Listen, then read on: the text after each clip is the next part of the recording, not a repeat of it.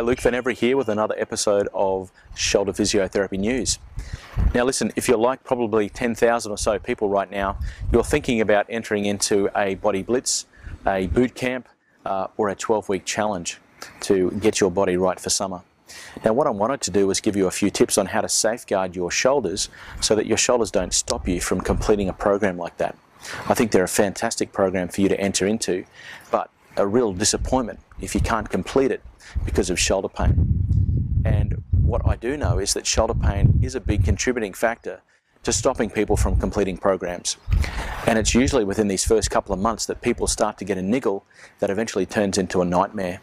So there's a few things that you want to understand. Now, from a shoulder perspective, you want to have flexibility, you want to have shoulder strength, okay, and you also want to have the ability to recover quickly during these programs. The only trouble with the shoulder is that it's made up of multiple tissues like the rest of the body, and they respond differently to loading. So muscles tend to respond quickly, tendons tend to respond more slowly, and the shoulder is made up of a fairly large group of tendons called the rotator cuff. So they potentially can become a source of pain as you increase load, as you increase the frequency of your workout, so you've got to be very careful. Now, one way to double check that you're doing things correctly is by checking your 24-hour response.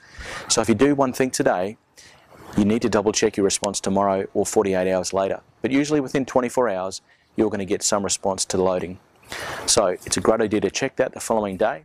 Make sure that you're loading your shoulders correctly. And if you are, if you're in the correct window for loading for your body, then you should get a nice favorable response. You shouldn't pull up sore and stiff around the shoulder.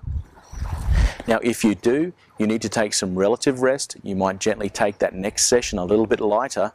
And what you would do is pay attention to your movement, so your flexibility. If you're a little bit stiff, you would gently stretch. If you felt that your muscles were certainly weak, then you might gently focus on some of those key areas around the rotator cuff muscles to make sure that you keep those performing well. See, the whole point of these 12-week programs is to get you started off on the right foot and to get you moving into a better life. So you want to do that. You want to get the most out of a program like the 12-week challenge.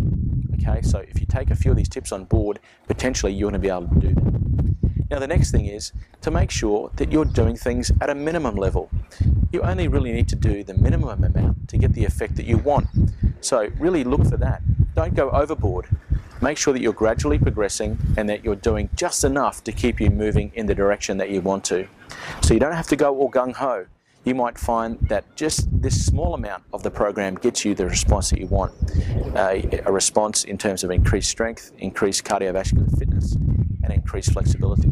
So just take things easy, take things gradually, work into the program, check your 24-hour response, realize that muscles and tendons respond differently, and when a niggle starts, then you need to pay attention and jump all over it and look for help. So you can go to a website like theshoulderguy.com and get some help in terms of how to go about fixing that problem as fast as you can so that you can stay in your program and get the benefits of something like a 12-week challenge for the rest of your life if you can. This could be the start of something big, so I'd hate for a shoulder injury to impact on that.